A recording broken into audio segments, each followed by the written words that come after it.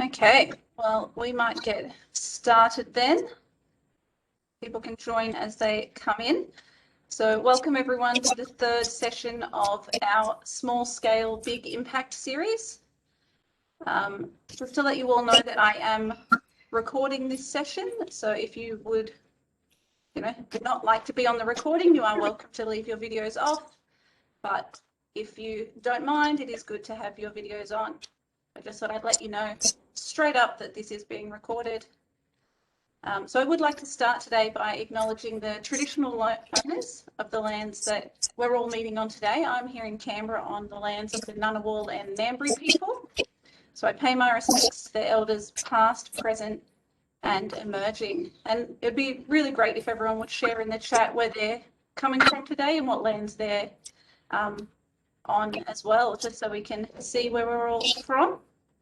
So this is our third in the series, and this series is designed to offer professional learning to support event organisers with core event management skills. This event is hosted in partnership with Inspiring the ACT and the Australian Science Communicators, the ACT branch. We have had 2 other sessions, and if you missed those 2 sessions, don't worry about it. They are available online, and I will share the link in the chat. But you don't need to have attended those 2 to take part in today's session. They are all standalone events, but they are interesting and can give you some other insights. So today we'll be having a presentation on how to engage with partners and sponsors. Again, just letting people know we are recording this session, and the link will be shared on our website after the event. It is an interactive session. We want you to all get involved. Our presenter will definitely encourage involvement. So if you are comfortable, put your cameras on so we can see you. But again, I understand if you don't want to be recorded, leave your camera off. You can participate in this session by the chat function on the side or through unmuting yourself. Just, make sure you've been invited to unmute yourself from our presenter before you do so. He will, ask you to participate and chat, and feel free to chat to each other through the function and share information through there. If you've got other things to share, it's always good to build this community where we can share with each other. If you have any technical issues, post them in the chat and then I can see them and deal with those. And we'll be moving through the session. So I'm going to hand over, because you're not all here to see me, so I will hand over to our wonderful presenter. We have Dr. Graham Walker from the Australian National Centre for the Public Awareness of Science from the Australian National University, a mouthful. He's going to be sharing with us today about how to work with partners and find funding for our events. So thank you very much, Graham.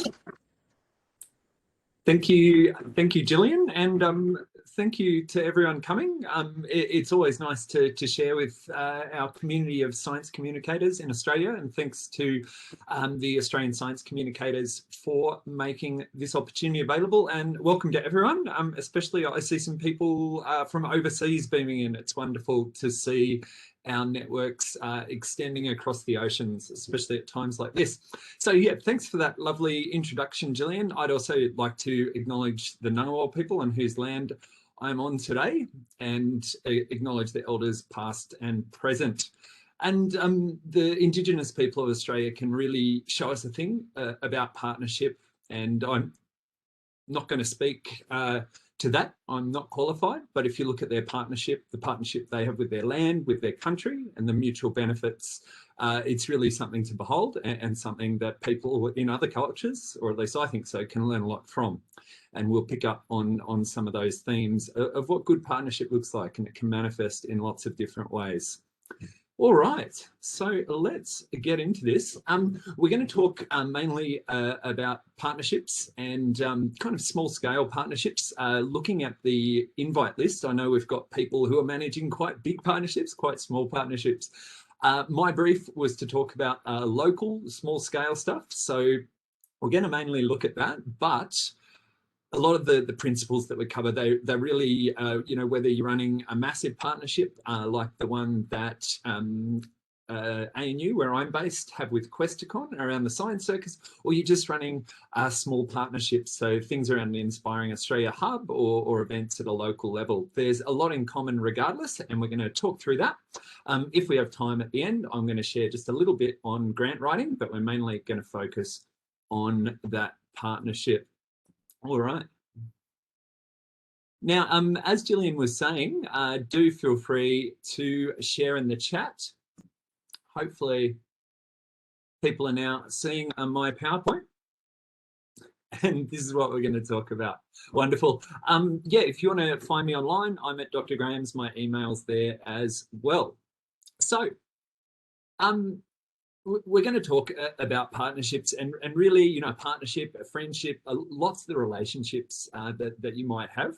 They're kind of built on the same kind of stuff. And today we're going to explore, I'm going to ask you to explore some of the ideas around partnership and maybe kind of workshop some stuff in your head with some of the partners you have. And I'm sure that you've all had good partnerships. I'm sure you've all had partnerships that maybe didn't work so well. And sometimes the only way is to try them, okay?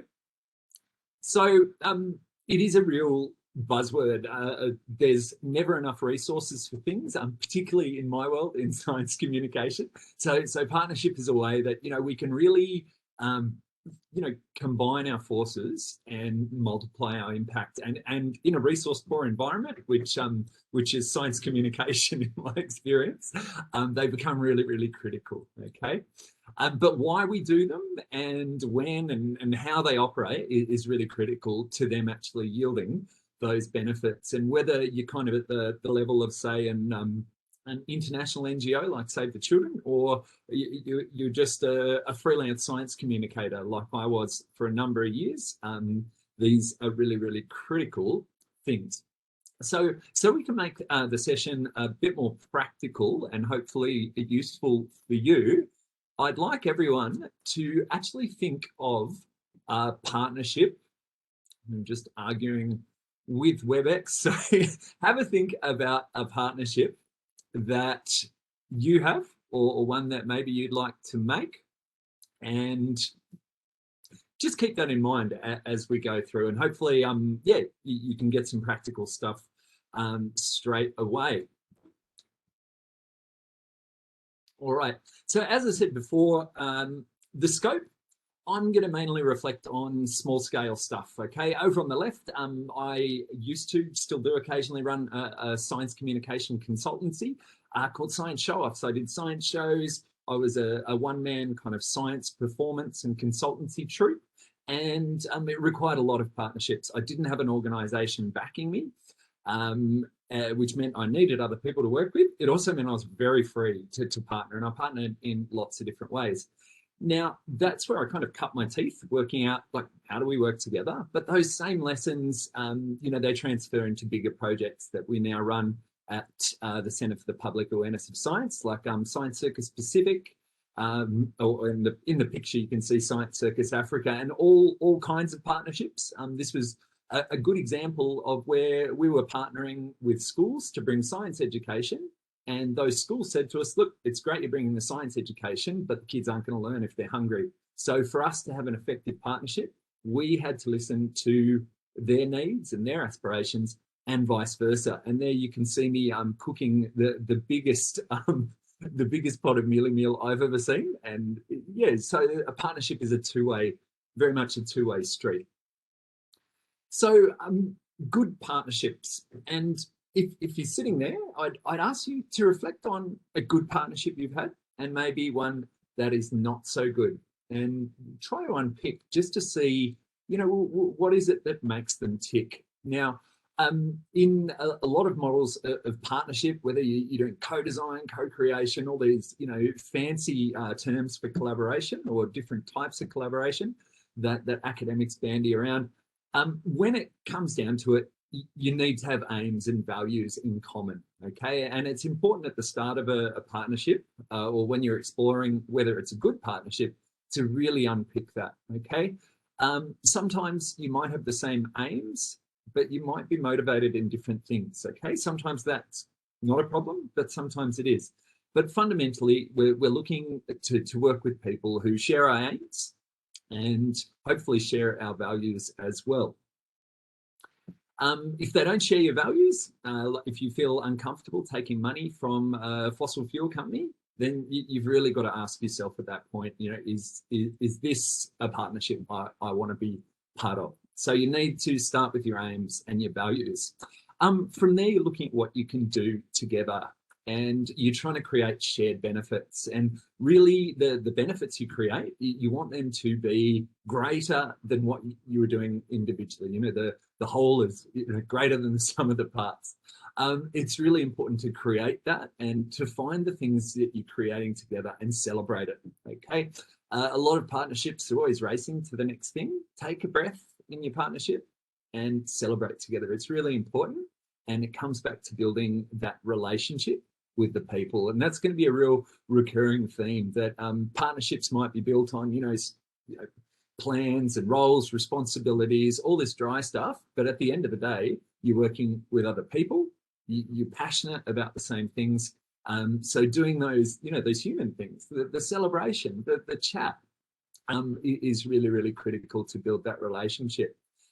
Good partners are interdependent. If you're in a partnership and you're not providing, if your partner's not relying on you for anything, you're relying on them for everything, then you probably don't have an even partnership, and it's not going to flourish. Okay.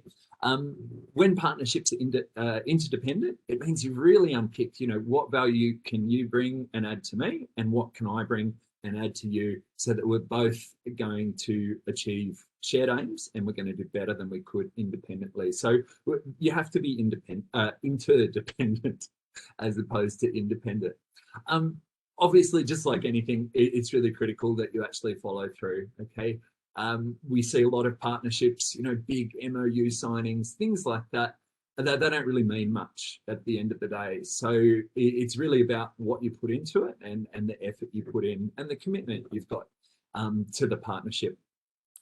Within that, there's a lot of logistics. So you need ways to coordinate what other people, what each other are doing. So, you know, just standard project management type stuff, where there's a real clear understanding of what different people's roles are, what the tasks they're doing, you know, when they'll be delivered, all that kind of thing. And you need that shared understanding across everyone involved in the partnership. If you do all those things, you should start building trust. And good partnerships are not just, say, for one science week or one event. Good partnerships will keep on yielding from year to year, and good partnerships will grow. They'll grow as the individuals or organizations grow. And without that trust and that people-to-people relationship, that is not going to happen. So you need to build that trust, and that means being reliable and putting the effort in, and that will really make a flourishing partnership. You need to communicate. We're managing a number of partnerships in CPAS, the Centre for the Public Awareness of Science, at the moment, through COVID, and these are international relationships. So we've gone from a communication model where we could go into a country, we could talk with people, we could share a meal, to doing what we're doing now, everything on Zoom or WebEx or WhatsApp. And it's really underlined how important good communication is in any good partnership. And depending on who you're partnering with, that could mean different time zones, different platforms, different languages, all these kind of things. But you need that common platform of communication. And what that allows you to do is to plan together. It's really important that people are inputting direction into the partnership in equal kinds of ways. And particularly if you're in a partnership where there might be some kind of power imbalance, maybe you're from a big university and you're partnering with a little freelance science communicator who can bring something amazing to your big university. Think about those power differentials. Think about the big things a big organization might do that can really be bad for a small operator, and vice versa. So it's really important that you plan and make decisions together, that you acknowledge where there might be power differences that mean you need to communicate and plan in different ways. And it's really important to build trust through those communications. So that means that stuff is accurate, stuff is timely, and that you're honest. Okay, if you think something is going wrong in your partnership, my experience is to get on the front foot and talk to your partner about it. Okay, don't wait for it to go wrong and have to send the kind of groveling apology email. Be open and honest and communicate a lot, and that way the partnership will be more dynamic and more resilient. Within all that is that idea of solving problems together, and something I found particularly helpful for partnerships that I've seen really flourish is to get better at solving your partner's problems. It might not be your key aim, it might not be top of your to-do list what your partner's problem is, but if you can anticipate it and you can be offering solutions or working solutions for your partner's problems into your plan, that is really a way to develop that trust and make a partnership work. And often, just like a good friendship, you invest into it, that person invests back. That's what really gives it that firm foundation. Now, the two at the bottom are, I guess, real pitfalls in good and bad partnerships. So a good partnership is going, by its very nature, it's going to be more complex when you start working with other people. But you've got to look at whether that is going to outweigh the benefits or not. Okay, so if you're working with a big, complicated organization, it's really hard work. It adds a lot of risk. Okay, so any complexity, there's more risk. Is it worth the benefit? Equally with autonomy. And for me, while I was a freelance, and even for me now working at the ANU, any kind of partnership that really constrains your autonomy, that's the ones you really want to look at, because once you abandon some of your autonomy, then that's where your fundamental aims and your fundamental values can be compromised. And at the end of the day, if you're not doing what what you wanted to achieve and what you believe in, then that's a flawed partnership. So really, usually you have to give up some autonomy, particularly if you want someone to give you some money to do your science communication, but really look at that one carefully. Okay, what kind of control am I giving up on my own project, and is it worth it for the benefits that we get? There's lots of other ways that we can structure our partnerships as well. And if you're running bigger partnerships, FSG have got some nice models for, different ways that it can be organized. Okay, if you're looking at kind of big, multi-stakeholder partnerships, some of this can be useful. For me, my experience in Science Week and Inspiring Australia is there might be things like this, but most of the time, we're looking at simpler partnerships that kind of are really underpinned by these qualities. But if you are doing bigger things, there is some great literature and great things out there about how to put together, I guess, more complicated partnerships. They will still all hinge on those qualities that I've put up before. So, regardless of how fancy your infographic is and how well you understand the intricate structure of your partnership, it will come down to the relationship between people. And I had a wonderful quote from a colleague in South Africa, and he'd say, people fund successes, not distresses. And he'd always say, tell your story, tell what's going right about it, tell why you care about it. And that's what is going to build that relationship, build that trust, and get to know the people. And those people are really what your partnership hinge on. Those people are going to be the ones that broker your partnership with the organization. Those people are going to be the ones that make sure your partnership is going to be okay if they leave the organization. And those people are going to be your new partners when they move to new organizations. So really, you can look at everything else, but focus on the people you're partnering with, and it's a good thing to do for a lot of other reasons. Okay, if you're really well connected with the people, you'll know when your values don't align. You'll know when your aims are different, and you'll be able to talk about it directly and honestly. So really just highlight just how important the relationship is and the people that broker that partnership. All right, So we're going to go over to the wall. I can see a whole lot of people up there. And I wanted to ask you about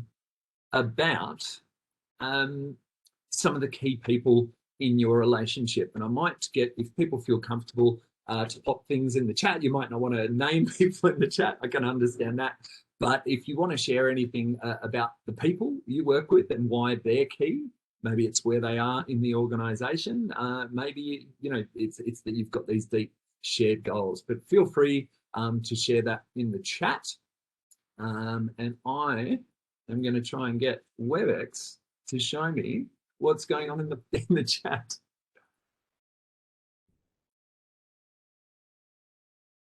Wonderful. All right. I don't seem to be able to see the chat and share my screen. Let's test. Sorry, I'm a Zoom native here. We're just going to try and get the chat up. Wonderful. All right. So if anyone wants to share in the chat, I mean, some of the key people, yeah. Or if you don't want to share in the chat, that's okay as well. All right, maybe look, I'll give you a case study just to see if it gets the creative juices flowing. Now, a nice case study when I think of partnerships that I've had is the work I've done with Libraries ACT, and this is a partnership that I brought with me to the ANU, but it was a partnership that worked extremely well over a number of years. When I was a freelancer running things like Science Week events and doing stuff like that. And when you look at the two things we needed, we were kind of like, you know, jigsaw puzzle pieces that just fitted together. And that, for me, on reflection, is why that partnership has been so useful. So for me, doing my science shows, my main audience is families, okay? And libraries, their main audience is families. And they actually have a mandate to reach a really wide, diverse community, which is something I like to do as well. My wheelhouse was doing science shows. Libraries ACT already run events, okay? And I was able to slot into their usual event schedule. So it was very easy for them to schedule, promote, all that kind of thing. And I just provide the content. So once again, you've got a real win-win. My mandate was to communicate science, get young people and families excited about science, and the libraries have a similar thing. They might not be focused only on science, but they do have an aim to, you know, share knowledge. That's what a library does, and to provide things that have educational value. So once again, a really good fit. For me as a science communicator, I was operating out of a garage in suburbia, so I didn't have a place where I could go, and I didn't want to pay people to hire a venue. And I needed venues all over Canberra because I knew that would strengthen my grant, but I also wanted to make sure that the community at large, not just people, say, right in the city, are getting access. So I needed those venues, and they had those venues, and they were spread out right across the ACT. So when I get to writing my Science Week grant and they say, well, what's your reach? I can make a really strong argument about how I've got geographic spread, how these free events at the libraries will really be inclusive and let everyone come along. So these things that were fundamental for making the event work and the partnership work, they're also the things that strengthen your grant application. Now, one of the big ones for me, and I'm sure a big one for any event organizer out there, is when you're wondering, all right, who's actually going to turn up, that I wanted to get a reliable audience, but I didn't have, you know, a marketing team. I had no marketing budget. So I needed to work out how a partnership could help there. And for me, Libraries ACT already had, you know, they've got a massive mailing list, people trust them. So I could kind of piggyback on their promotional stuff. So something that would have been pretty much impossible and very costly for me, they were able to do, and they already had the infrastructure for it. The last thing, and this comes back to that solving your partner's problems, is that Libraries ACT didn't have much budget to do this kind of thing. But through the partnership with them, I could get external funding through a Science Week grant, or at least I could then. They've made the rules for freelancers a little bit more irritating since then. But at that point, I had external funding, which I could get through a Science Week grant. And I could take that to the library who didn't have a budget and say, look, I've solved your problem. How about this partnership? So it was one that worked really, really well for me. And if you want to share, if you found those kind of jigsaw fits and you want to share things in the chat, please feel free to add something in there. All right. So the joy of that partnership was that over a number of years, we really got to know each other. I got to know all the different staff and the staff in the libraries, and they got to know me as well. So we could work in quite a dynamic way. I could look at new audiences that I wanted to reach that they could access really well. And we could create projects together. Once we had that foundation of trust, once we knew we had those shared aims and shared values, we could start to look at the opportunities, the new opportunities that the partnership brought. For me, I wanted to do more things with early learners. They were a group that often came along to my science shows that were really targeted at older kids. And I wanted to do something special for them because they're really cute, basically. So I wanted to do something special for them. So I talked to Libraries ACT, and they said, Graham, we've actually got a program called Giggle and Wiggle. It's particularly for this age group that you want to reach. We often have trouble getting enough content or staff to run the Giggle and Wiggle. Do you want to take it over for a little while? So during Science Week a few years ago, that's exactly what we did. And it's a good example of once your partnership's kind of grown and you really understand each other, you can start creating opportunities for each other and you can start solving each other's problems. And they're the things that for me, I find are really, I guess, help the relationship to grow and evolve and make the partnership strong. Yeah. So you can see in the picture there, that's actually, so this was an early learners program, and you can see the little character, the hand puppet on the end of my arm, and that was Dr. Blofeld the whale, and this was a show where the kids helped solve the problems for the whale, for the various hand puppets. The whale couldn't make its spout work, and we're using Mentos and Coke to make the spout work. So yeah, another partnership with the kids, I guess. All right.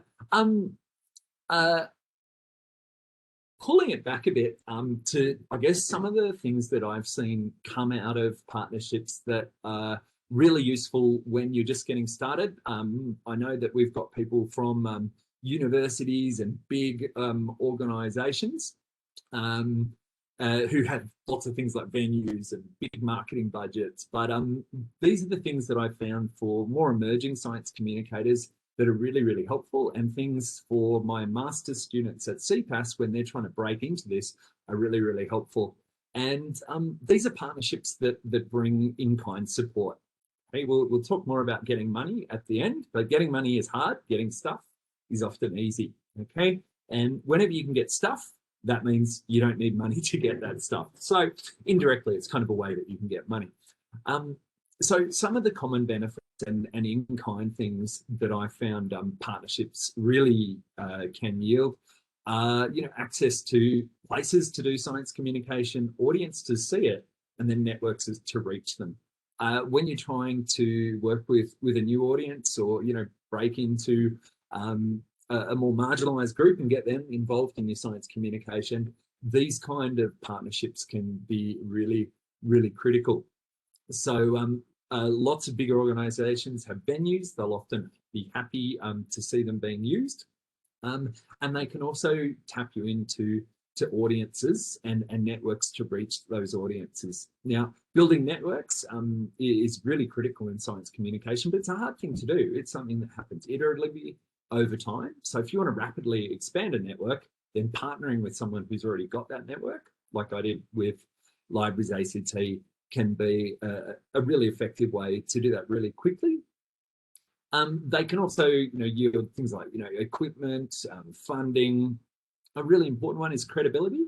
Okay, if you're partnering with a big science center or a university, then that can kind of lend some credibility to you, and equally that can go both ways. And look, there's lots of other things that partnerships can bring. And just asking yourself, look, well, what do I need for this particular project or this particular event can be a good place to start. So we're actually I'm going to share a case study, and then we're going to think a little bit about a partnership that might be helpful for you. So this was a student project out of CPAS a couple of years ago called Steampunk Cabaret. Okay, I had 2 students, super creative, great performers, both like, you know, cabaret and steampunky type stuff. And they want to do a steampunk cabaret science kind of variety night. And I thought, well, that's a great idea. But as 2 young science communicators who've just relocated to Canberra, you're going to need some partnerships to make that work. So Anna and Holly, who you can see there, they thought about, well, all right, this is a cabaret night. And so they partnered with a local kind of cafe bar called Smith's, which already does kind of cabaret and has links to those kind of audiences. So the partnership with Smith's was able to give them a venue that's going to be suitable for the kind of the vibe of their event, which was really critical. Immediately link them with audiences through, you know, social media, mailing lists, postering, and actually reach out to the kind of people who were interested in this kind of thing. So Anna and Holly had emerging science communication networks, but they needed networks with, you know, kind of entertainment, I guess cabaret fans and steampunk fans, and that's what Smiths could bring to it. Smiths could also bring some of the technical stuff that they needed to put on the event. And through their partnership, Holly and Anna were able to cut a deal so that the door takings were able to pay the artists from their cabaret. So again, it would have been hard to get grant funding for something like this at such short notice. So they've actually worked out how to build that into the partnership. And finally, as emerging science communicators, very high quality, but not with a reputation to back it up. That's the real catch-22 at the start. But by getting the gig at Smith's that has a reputation for quality content, they're able to get that credibility as well. So a lot of these partnerships really provide so many win-wins, and this was a good example. I'm keen to hear from people out there about what you need and what kind of new partnerships might be useful for you. So I'm just going to have a look up here in the chat.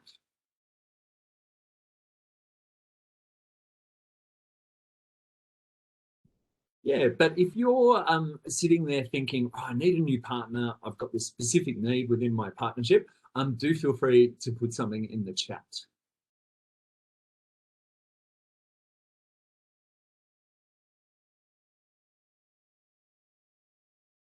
All right, we've got questions about identifying partners and the way to approach partners. We're going to talk a bit more about that in a second.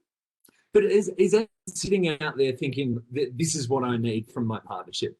Would anyone like to share, either in the chat or just turn your mic on and share?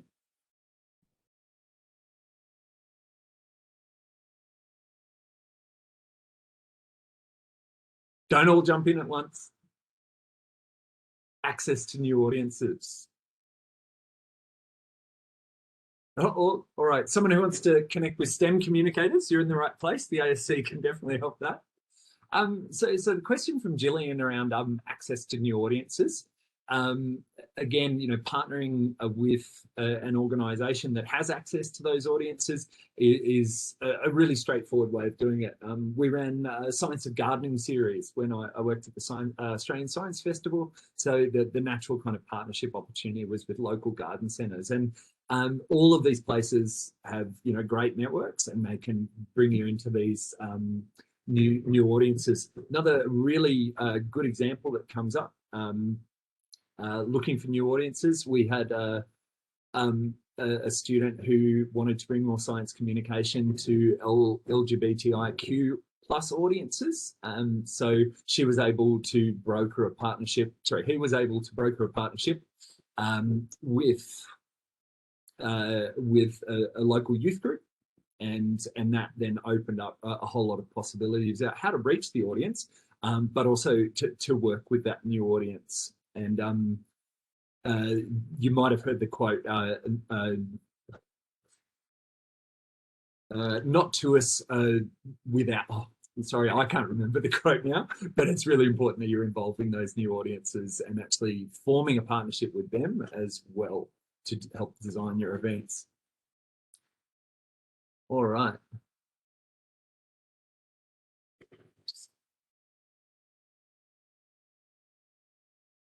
Someone offering. All right, looks like lots of people are after science communication networks. Look, you're in the right place. The Australian Science Communicators, great way to start, and same with your local Science Week committees and Inspiring Australia committees. You might also want to reach out and look at if there are Inspiring Australia hubs near you as well. They can be a great way to kind of rapidly implant you into an existing network. All right. And a question from Heather around partnerships for venues and promotions. And I think as we saw in those couple of case studies, really thinking about the good fit for your event. So, you know, there's lots of venues out there. If we look at the cabaret event, you know, we could have held that in a lecture theatre at the ANU. Okay, they could have partnered that way. Very, very different outcomes. So really thinking about going back to what those shared values and shared aims are, and thinking strategically when you're after something like a venue or just broad promotion, or who is it that I really want to reach, and is it critical where the event is. All right. Okay, so just thinking about those partnerships, these are some of the questions that I'll kind of ask myself before I jump into a partnership. Rushing into a partnership can be really, really difficult, because once you're in the partnership and you're essentially obligated, that's a really difficult spot to realize it's not an effective partnership, or you've got some fundamental things that you don't agree on. So before I go in, I'll often kind of think about, really thinking about what your aims are and how much you've got in common, and particularly looking at where your aims might conflict. Hey, do you particularly want to reach some marginalized audience, and you're going to need to create a space where they feel happy, keen, and included? Does your partner want something bigger? Is it just about the bottom line and how many people pay for tickets? So thinking about early on whether your aims or your values conflict. And often I find, like, the little Venn diagram and looking at how much you got in common, what are the things that you don't have in common, and actually being able to preempt where the conflicts might be. And that can have a lot of advantages. You can talk about it early, or you can bail on the partnership, before it's a difficult thing to leave. Thinking about the mutual benefits, okay, being helpful. And you saw with the case study with Libraries ACT, very much about, all right, well, what does my partner need, and what do I want to give, and finding ways that can work right across a relationship. So those shared benefits, and thinking about the whole being greater than the sum of the parts. I always think really carefully about whether the partnership will constrain me, particularly as the partnerships that I look after in my day-to-day work have got bigger.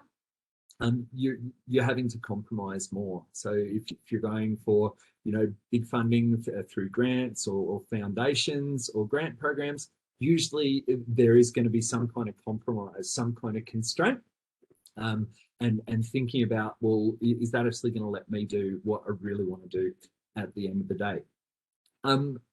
I wish I thought more about complexity before I raced into partnerships.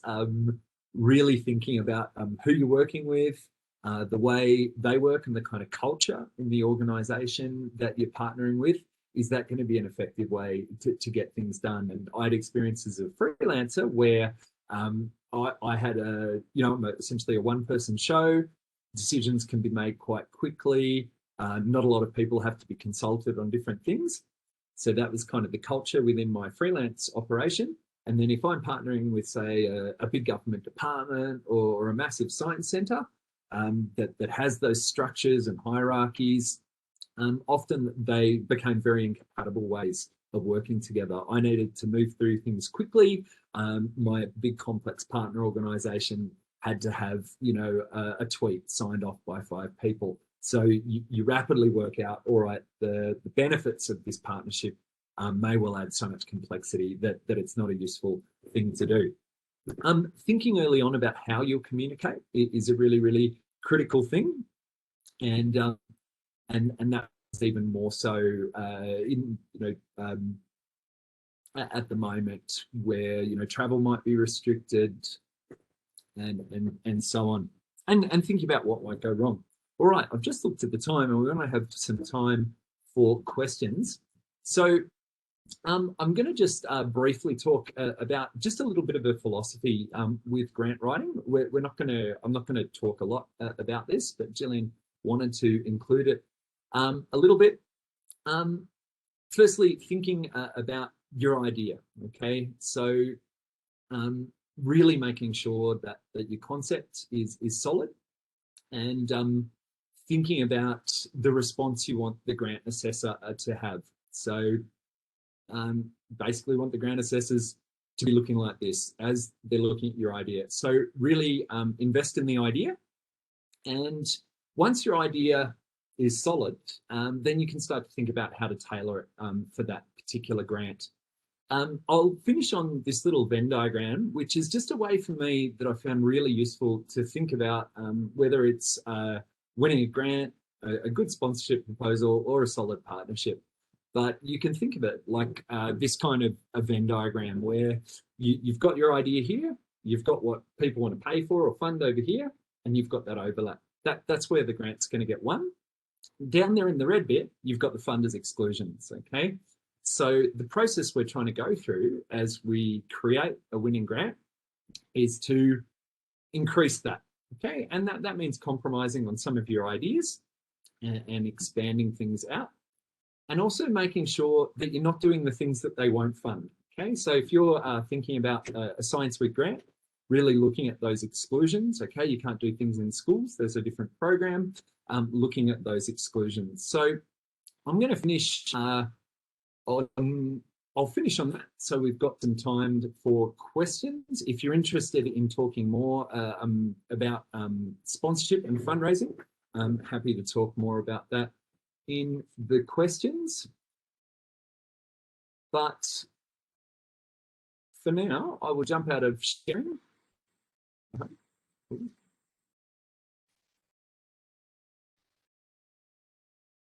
And if anyone's got any questions, yeah, I'll throw over to either in the chat or do feel free to just to sing out. If you feel like putting your camera on, you're most welcome to, and ask a question. Otherwise, pop it in the chat. And we've got about 10 or 15 minutes for questions.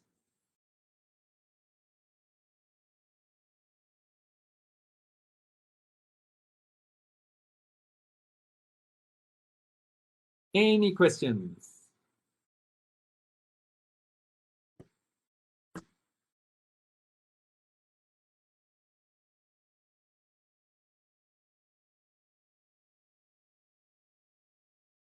Yes, Claire. Hi, thanks, Graham. Really enjoyed that presentation. Thank you so much. Just a quick question to you as someone who's been in this industry for a very long time. Are you seeing any particular sectors or opportunities opening up, so particular companies or organisations that are more interested in partnering for science education or science communication activities at the moment? So where are the growth opportunities? I think certainly the like on the big picture, I mean, a lot of the global events and big science challenges. So, you know, anyone who's been involved in health communication has had a very busy few years. Equally, you know, issues like climate and things. So when I'm looking for new partnerships or looking for sponsorship, you know, essentially just being across the newspaper is a really good place to start. I'd certainly say health and climate are things that I've seen expand a lot, and I think they're right for communication partnerships because they're scientific problems, but they're also human problems. So that means that the communication is really embedded in them. So yeah, I don't know about kind of global trends, but you know, if you look at the, you know, the challenges facing the world, then often that's where the opportunities are. But also the chance to find organisations where, you know, where you do have shared value. I mean, a good example, the work we're doing out of CPAS with Science Circus Pacific. We've been able to have a very effective partnership with DFAT, but because we have fundamental values in common.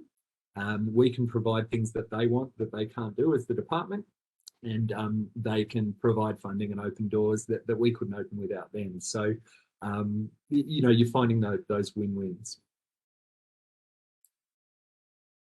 All right. There's a question here from Melanie about partnerships versus getting a paid customer. I'm going to interpret a bit, and feel free, Melanie, to jump in if I'm misinterpreting it. But I'd always go with the partnership over getting a paid customer. Okay, unless you're a big science centre and you can charge people a ticket as they come in. Getting paid customers can be really tricky. It can be also really risky. Okay. I've tried to run science shows in the early days where people would, you know, pay a donation as they came in. You've got not much idea who's going to come, how many people. You can maybe make a guess, but you're exposing yourself to a lot of risk. And usually as a small operator, your capacity to absorb risk if it goes wrong is not so good. So for me, finding a partnership or a funder and then providing it for free, that was a way to remove the risk. So with a lot of my Science Week grants, I'd say, look, I'm not going to charge an entry fee. That means lots of people are going to come, but I do need, you know, I do need funding to do that. So I'd always go the partnership over the paid customer, unless you've really got power to, you know, to make paid customer work. And there's just so many risks. You know, people RSVP for events, don't show up, all these kind of things that can be just heartbreaking for an event organizer. A lot of that, the you know, the financial risk and things like that can be removed through a partnership. And so, sorry.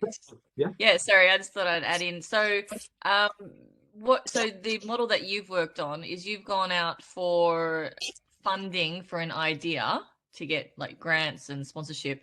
And then once you've got that, then you go for like that library one, or was that you partner with the library first and then went to get funding? Like, it sounds a little bit chicken and egg. Which one comes first?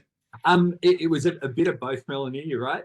Lots of chickens and eggs in my freelance operation, but I think usually make sure the partnership is solid first. It might have to be in principle, but the thing about doing that bit first is that you can use the partnership and what it brings as an additional selling point in the grant. So pretty much it was always partnership first, grant second, but often, you know, that the partnership would really, it'd come into being only if the grant got up. Yeah. Okay. So but you're not really doing anything for free though. You're before you do things, you're getting money for it. Yeah, hopefully. Yeah. You're often writing lots of grant applications and not getting paid for it. I know that still happens in my job now. Yeah, but it does remove a lot of the risk for, you know, for an independent operator or a smaller operator, because you kind of know, all right, I know I'm going to have, you know, the money from the grant to, you know, pay the people in the event or pay for the venue or whatever it is. You're not taking that risk on yourself through door sales and things like that. Okay, thank you.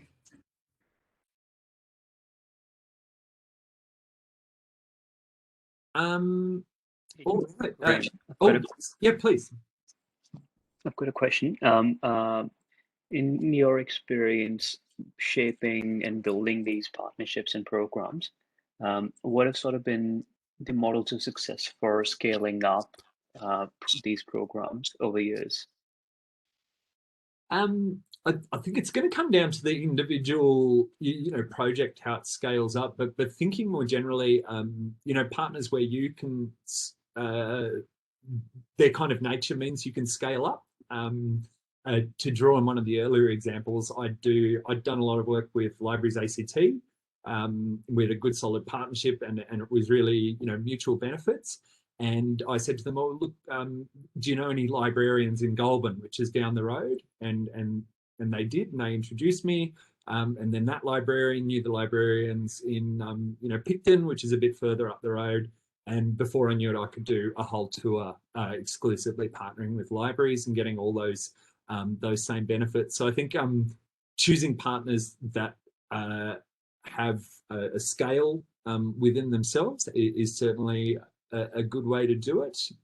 Does that answer your question? I think it's really going to come down to how your program scales as well.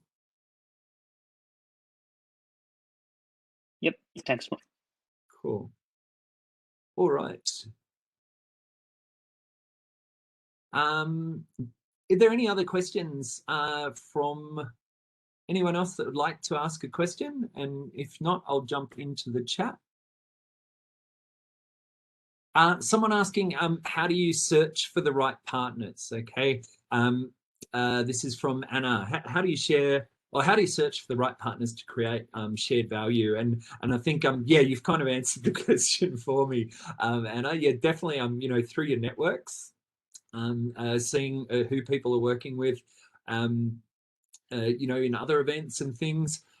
When you're looking at corporates, I find really good places to see if you've got shared value, looking at what their current CSR or corporate social responsibility activities are, like what are the other things that you're sponsoring, that they're sponsoring.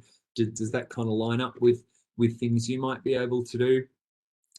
If you're approaching big ticket sponsors, and there was another question around that, looking at who's on the board, looking at what they're passionate about can often be a good way to go straight to the values of an organization. Someone else, how do you approach a big ticket sponsor? Efficiently, I think is a good answer. You won't have long, so always be ready with your little elevator pitch, as they call it. And there's another question, how much is too little to ask for? It really depends what you're doing. And I mean, all the time, people are looking at value for money. With a really big organization, saying the work we do with DFAT, they don't want too many small things to manage. They'd rather have one big thing to manage. So we think about that. But I mean, how much is too little to ask for? It really depends what you're asking for. And at the end of the day, people want value for money. So that's, I guess, what I'd emphasize. Any other questions that people would like to ask? I have a question. Hi, Graham. I don't know if you can hear me. Yeah, go ahead. All right. This is Anna from Tonga. So I wanted to ask, like, you might have a plan for how to, what activities you want for your project. But what happens, do you sometimes find yourself, if an opportunity comes up and you think, oh, that's a really great opportunity, do you kind of deviate from your plan and see how you can align with this new opportunity that's popping up that you think is a great one? Yeah, I got to admit, I have a real problem with that. In fact, in fact, you've created this problem for me, Anna, because we have a wonderful project that we operate in the Pacific, and we're always looking for new partners. So even though I have a post-it note here that says, no, I will not do any new things, I know that probably after this session, I'm going to try and contact you. So I think Sounds good. Yeah, I think you have to be mindful of your own capacity and your own aims. And I think I'm shocking at doing it, so I'm probably the last person to get advice on it. But really looking critically at you know, what are your fundamental aims? And if something, you know, the new shiny thing comes past, that you can look at it, oh, that's amazing, but then think back, all right, what are the fundamental things I have to do? And I have to always remind myself of that. And I found, particularly working with students, graduate students who are just learning to, you know, manage events or manage projects, actually having those aims documented and really thinking about, all right, these are the 3 dot points. This is what I'm really doing. And when the new shiny thing or some celebrity that wants to work with you comes along, absolutely going back to my aims and going, all right, look, I'm sure that would be exciting, but is it going to create the impact I have? So documenting your aims and really thinking, all right, well, is the thing we're going to do together in this partnership, is it just going to be flashy and exciting, or is it going to help with my aims? And you have to be, you do have to be a bit disciplined. And I'm not the person to ask for advice on that. I think it kind of takes care of itself when you get too busy. But yeah, really having a clear vision of what you're about and being a bit ruthless, because, you know, if you've got partnerships that might be flashy but not doing what you want, they're going to be distracting you from other ones that really might have impact. Yeah. Okay. Thank you. All right. We've probably got time for one. Do we have time for one more question? Yeah, I think if it's one short one. Yeah. Okay. There's some other people in the chat offering ways to collaborate. Yeah. All right. Any last questions? Oh, look at this. I can see these new partnerships forming in the chat here. All right, well, if there aren't any more questions, I'd like to give a big thank you to Dr. Graham Walker for his presentation today. You can applaud, or you can do your little applause people down the bottom. It was great. I definitely learned a lot, and it's nice to see, yeah, partnerships forming in the chat already. So it's fantastic to see that it's already working. So thank you all again. We will be sending out a feedback form about this event through the Eventbrite. So where you found out about the event, please complete this. It helps us to improve these sessions every time. So we do have another 3 sessions throughout the year, and we're hoping that we'll continue them in future years, and your feedback really helps us. And it also gives you a chance to suggest some topics for us as well. If there's a particular topic in this area that you'd like to see, we're happy to take those suggestions on board. On that note, we do have the next event in the series coming up. It's on tools for collaboration. So that's looking at online tools that you can use to help collaborate across a team. I know there's many out there, and they'll be going through a few different ones that they've used and what worked for them. So that's on the 9th of June from 12 till 1 AEST. And I have put the registration link in the chat through Eventbrite again. Otherwise, be sure to like Inspiring the ACT on Facebook and follow the local ASC group or your local Inspiring Australia network. They're great people to reach out to form partnerships with as well. I know Inspiring Australia is always keen and looking for new partnerships, so find your local state manager and reach out to them. Otherwise, thank you all very much for coming, and we'll have the recording up by the end of the week.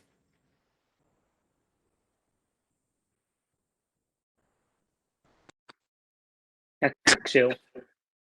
Thanks, everyone. Happy partnerships. Thanks very much.